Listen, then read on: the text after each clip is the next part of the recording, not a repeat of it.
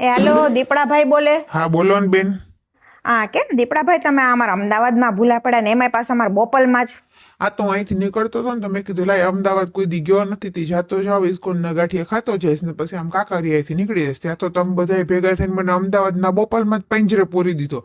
ક્યાંય જવાય ના દીધો એ તો નોખો ને પાછો ભૂખોય રાખ્યો. બોલો.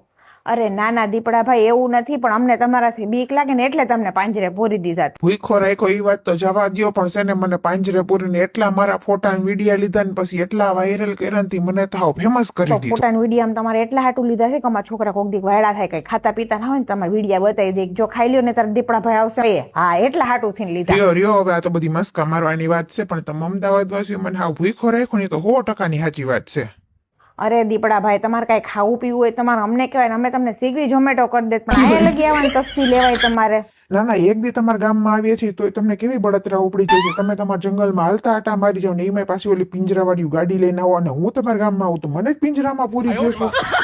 એટલે એવું છે, અમને તમારાથી બીક લાગે ને દીપડાભાઈ, એટલે અમે તમને પાંજરામાં પૂરી દીધા. નાના દીપડાભાઈ, એવું નથી. હવે તમને ગમે ત્યાં કાંઈ પણ ખાવા પીવાનું મન થાય ને તમે અમને ફોન કરી દેજો. જો આ મારો નંબર છે, સેવ કરી લેજો અને તમે મને કહેજો, હું તમને હોમ ડિલિવરી કરાવી દઈશ. પછી ક્યાં વાત નહીં, પણ અહીંયા આવવાની તસ્તી લેતા. એ હા, ભલે જોઉં છું કેવા પહોંચાડો છો જમવાનું મને. ઈ દીપડી બેન ને મારી યાદી આપજો. હા એ હા, ભલે ભલે.